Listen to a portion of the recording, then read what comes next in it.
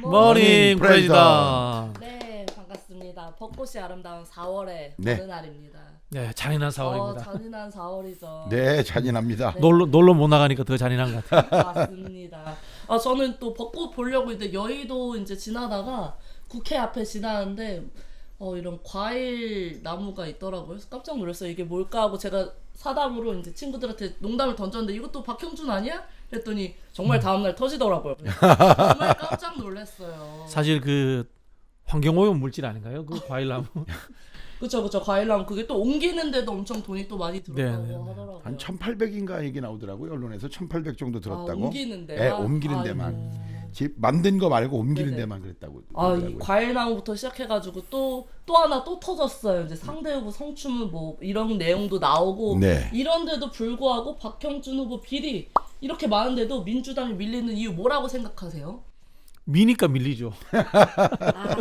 미니까 밀린다. 어떻게 생각하세요? 왜 민주당이 자꾸 밀릴까? 이런 의혹에도 불구하고.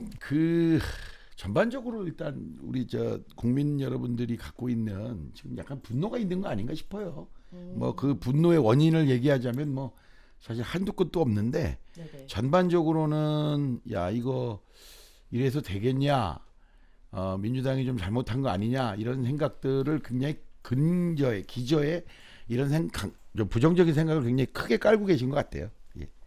부산 또 다녀오고. 예, 있잖아요. 저는 이제 뭐 부산만 좀 더 특화시켜서 보자면요.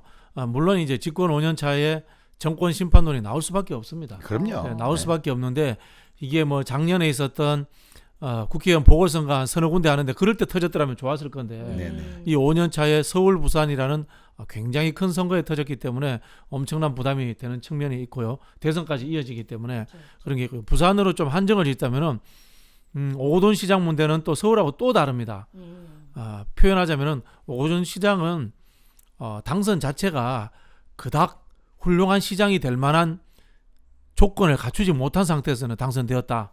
이렇게 좀 혹평하고 싶습니다. 야, 와. 이거는 굉장히 센 혹평인데요. 맞아.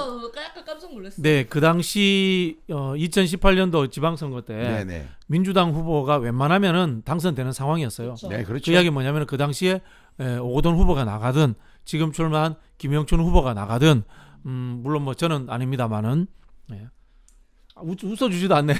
네.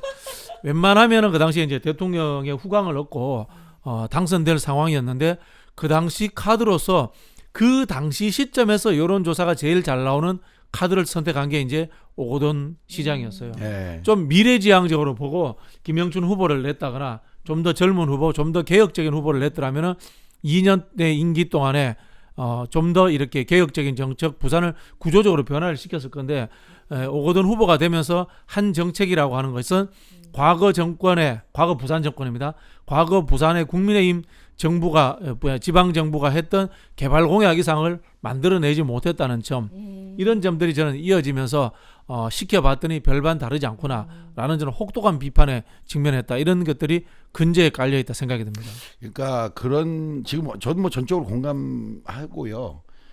우리가 이제 약간 복기를 해보면 2016년 국정농단으로 이제 이 촛불 집회가 있었고 2017년에 탄핵이 있었고 그리고 2017년에 곧바로 이제 대통령 선거가 있었단 말이에요.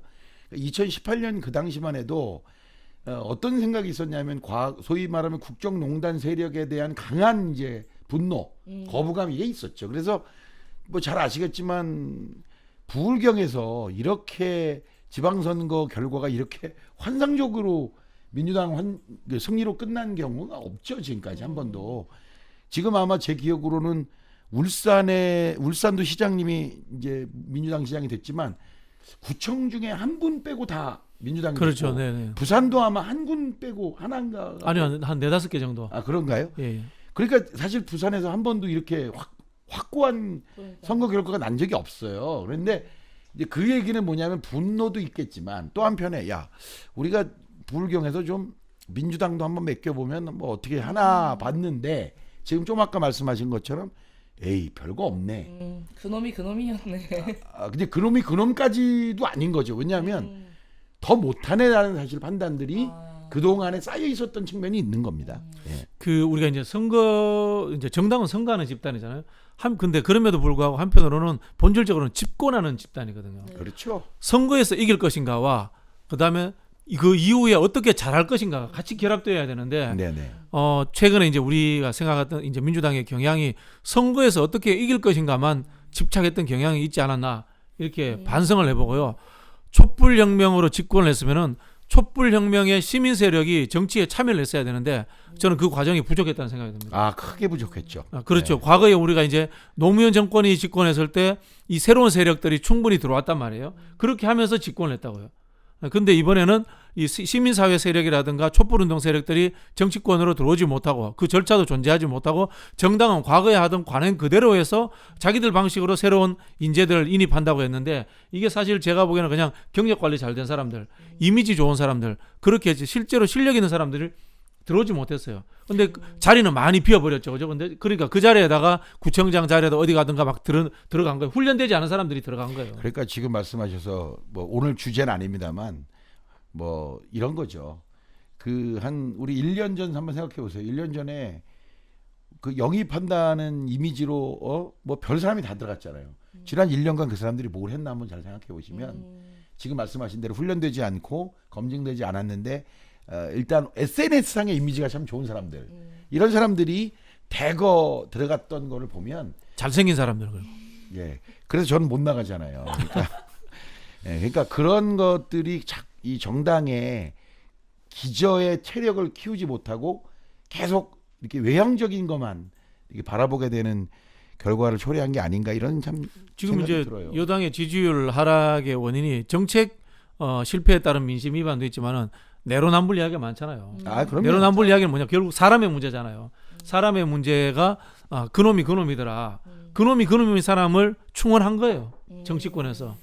이게 이제 저는 가장 근본적인 해결 못할 문제점을 잉태한 거다 이런 생각이 듭니다. 사전 선거가 다 끝났는데 이제 정말 본 게임만 남아 있습니다. 부산 시민들의 민심 완전히 굳혔다고 생각하시나요? 글쎄요. 그럼에도 불구하고 이제 저는 개인적으로 이제 김영춘 후보한테 네. 아직도 좀 기대감을 가지고 있는 게요. 사실은 선거는 김영춘 후보가 서울시장 선거보다 더 잘하고 있어요. 아 그래요? 예, 왜냐하면은 상대 후보에 대한 네거티브 검증과 본인의 정책이 균형 있게 가고 있어요. 이분의 호가 가득이에요. 가득 김영춘 선생. 맞아. 예. 가득 김영준 선생. 그다음에 상대적으로 박형준 씨도 가득이에요. 의욕 가득. 거기는 가득이 아니라 가득. 의욕 가득 박영준 선생. 이 두 사람이 붙은 선거잖아요. 제가 며칠 전에도 이제 부산에 갔다 왔는데 김영춘 후보가 내세우는 가덕도 공항. 그다음에 강서구도 가덕도하고 가까운 곳이에요. 네네네. 거기 김해공항 근처에 거기서 이루어지는 등록 엑스포. 네. 그다음에 부산에 있는 경부선을 일부 지하화하는 네. 도심 재개발. 이게 사실은 부산의 새로운 축을 만드는 선진화된 도시를 만드는 굉장히 좋은 이 도시 발전 계획을 가지고 있어요. 아. 거기에 플러스해서 흔히 하는 이제 네거티브도 같이 하고 상대 후보가 워낙 엉터리이기 때문에 그런 것을 하는데도 불구하고 이렇게 쉽게 뒤집지 못하는 것은 아까도 말씀드린 것처럼 첫 번째는 중앙정부 차원에서의 정권 심판론, 두 번째는 원인 제공론.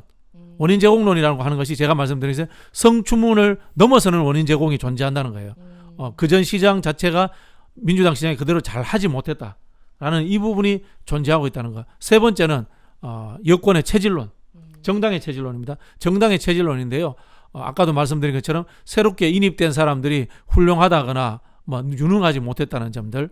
그리고 실제로 부산의 이제 조직적인 바닥은 민주당이 이 국민의힘의 절반도 채 안 됩니다. 그건 현실입니다. 네. 그런 뭐 측면에서 그 정도야 문제 뭐 이해하는 거죠. 뭐. 예, 김영춘 후보가 참 아쉽다. 이런 생각이 듭니다. 예. 네, 부산 시민들의 민심 어떻게 보시나요? 글쎄요. 지금으로서는 지금 뭐 우리가 대충만 읊어도 좀 전에 우리 처음에 얘기했던 과일나무 네. 뭐 그것도 있지만 과일나무 그것도 있지만 처음에 터진 게 일단 저거 아닙니까? 저 LCT 분야. 그다음에 그 물론 이제 지금 현재 부인의 전 남편과의 관계에서 있었던 거지만 뭐 그 딸의 특혜 입학 뭐 청탁 의혹 또 뭐 있었죠? 아들도 LCT 앞에 예, LCT 앞. 조형물도 조형물 LCT 앞에 국회 안에 그 레스토랑 레스토랑 그것도- 그다음에 또 뭐 국회 사무총장 시절에 무슨 조카인지 무슨 육촌인지 어쨌든 그쵸, 간에 그쵸. 뭐 친인척 특혜 채용 뭐 이런 계속되는 의혹이 나오는데 역대급이죠. 역대급이죠 사실. 이 MB를 정도면. 앞섰다는 평가가 있습니다. 굉장히 다정다감하신 분인가 봐요. 주변 사람을 굉장히 챙겨. 아, 그걸 또 뭐 그렇게 볼 수도 있죠. 어쨌든 지금 서울시장 오세훈 후보는 사실 그냥 나 갔었다. 예? 아, 미안하다. 근데 뭐 그때는 그게 위법하거나 불법한 사항이 아니었다 이렇게 했으면 사실 오세훈 후보는 지금까지 개미지옥 같은데 안 끌려 들어갔을 텐데 박형준 후보는 아예 그런 게 아니잖아요 지금. 그렇죠. 예, 아예 뭐 세상에 P라고 하는 프리미엄을 500만 원, 700만 원 주고 아파트 샀다는 거고. 그 사실 옆에서 뭐 열받죠. 그쵸. 그런데 이런 의혹에도 불구하고 이명박 대통령, 이명박의 트레이드마크 새빨간 거짓말입니다. 이러면 그냥 먹히는 게 왜 그러냐? 결국은 아까 우리 다 한번 얘기한 건데 중앙 정권 차원의 심판론도 그렇지만 부산 민심이 대단히 좀 그놈이 그놈인데 뭐 너희들은 더한 거 아니냐 이런 식의 이제 생각들을 너무 강하게 갖고 계신 게 아니냐 이런 생각이 커요 저는. 네. 정치 지도자가 제일 빠지지 말아야 될 게 무능론이에요. 무능론. 무능론. 예, 정치 지도자는 부패했다, 사기꾼이다, 나쁜 놈이다. 그런 것보다도 절대 빠지지 말아야 될 게 무능론인데 네. 지금 과거 이제 민주당 시장이 그런 이제 측면에 빠지지 않았나 그런 생각이 들어서 제가 참 김영춘 후보가 참 안타깝다 네. 그런 겁니다.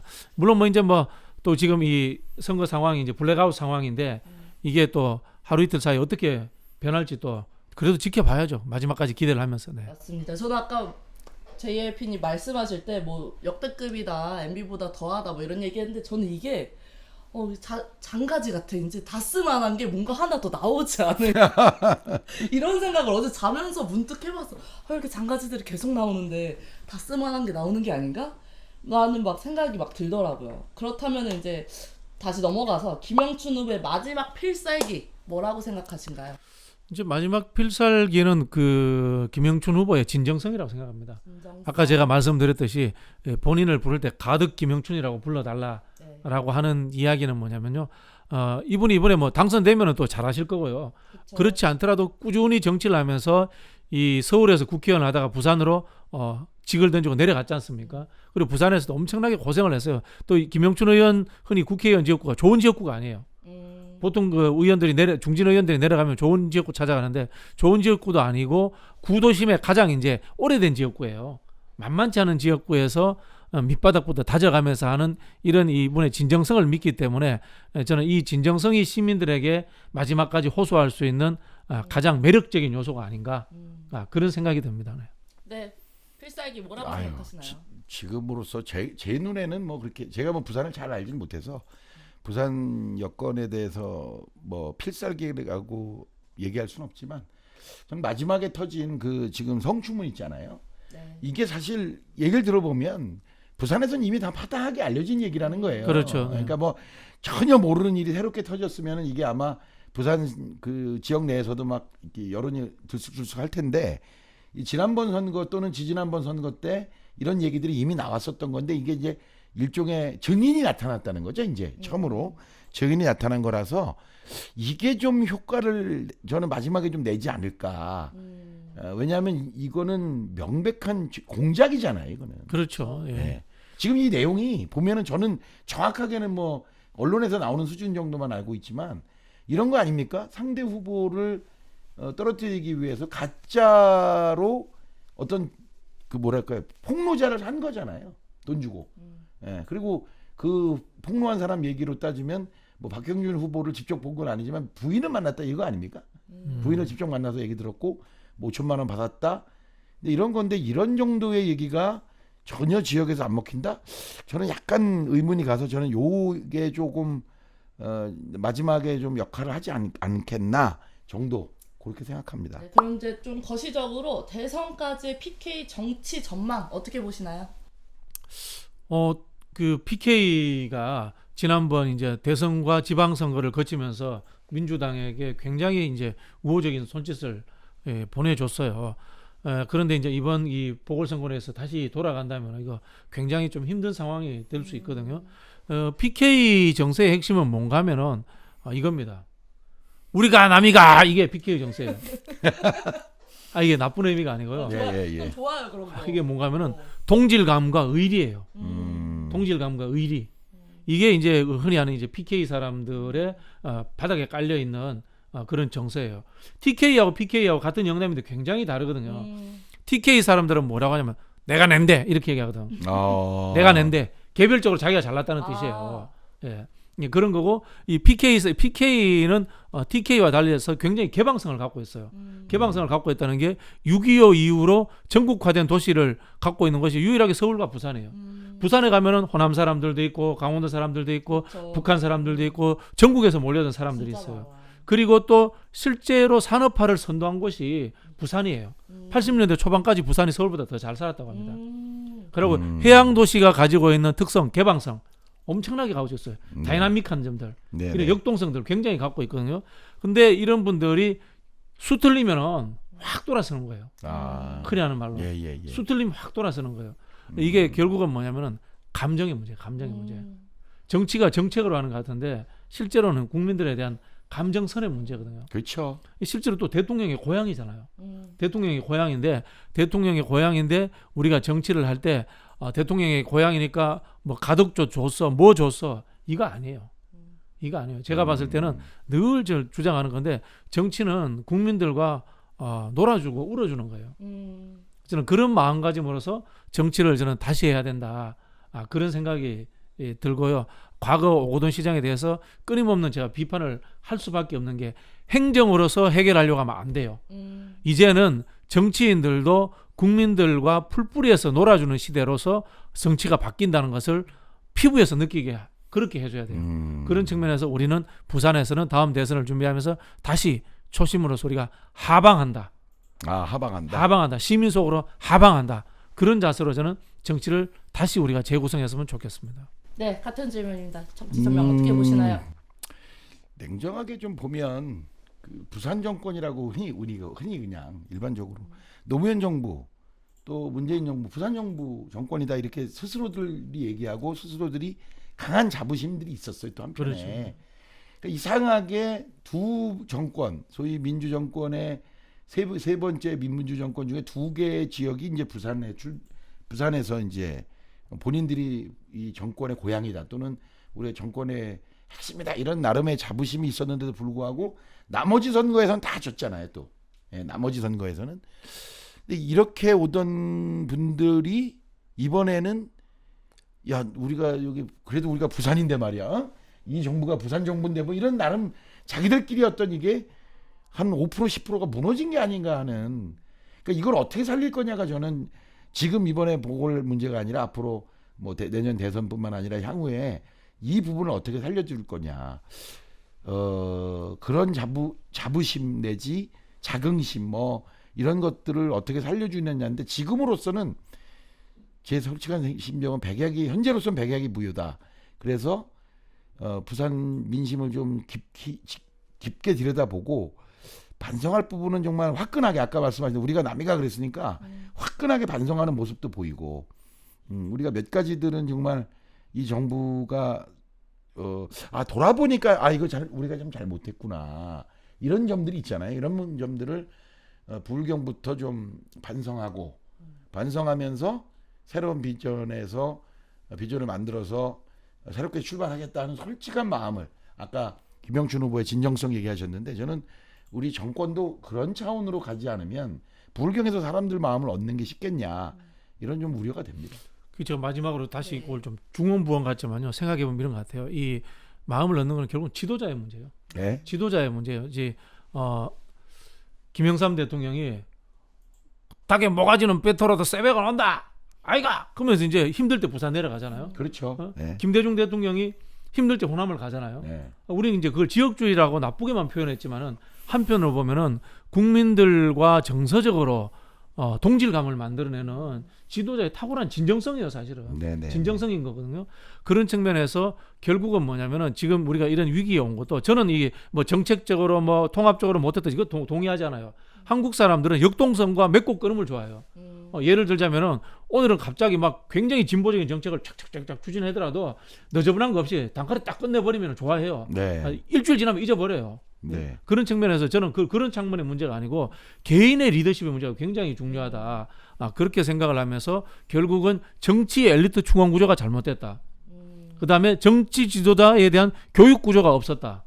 이것이 단기간에 3, 4년 사이에 가장 우리가 실패한 측면이 아닌가 이렇게 좀 분석을 해봅니다. 네, 좋은 말씀 감사합니다. 그럼 내일이면 이제 결과가 나올 텐데 전망 한번 오늘 방송이 또 화요일이니까 전망 이제 한번 우리 해보시죠. 김영춘 후보의 진정성을 부산 시민들이 다시 한번 지켜봐 주셨으면 고맙겠습니다. 아, 네. 저도 뭐 그렇게밖에는 지금으로서는 어쨌든 그래도 마음 한쪽에 약 1%, 0.1%는 이번에 9호를 보니까 이렇게 돼 있더라고요. 서울엔 해가 뜨고 부산엔 봄이 온다 이런 게 마지막 보고 있더라고요. 박영선, 김영춘 아마 이런 이름의 끝자를 생각해서 서울에 해가 뜨고 부산에 봄이 온다고 돼 있던데 저는 서울에 정말 해가 뜨고 부산에 정말 다시 봄이 왔으면 좋겠다 하는 말씀으로 정리해드리겠습니다. 아, 네. 우리 시청자 여러분, 파란색이 싫어졌다고 빨간색이 좋아지는 경우는 없었으면 좋겠습니다. 그럼 우리 다음 시간에 다시 만나고 우리 부산 시민 여러분들의 현명한 선택 저희도 기대하겠습니다. 그럼 다음 시간에 또 만나요. 예. 안녕. 안녕. 네, 안녕.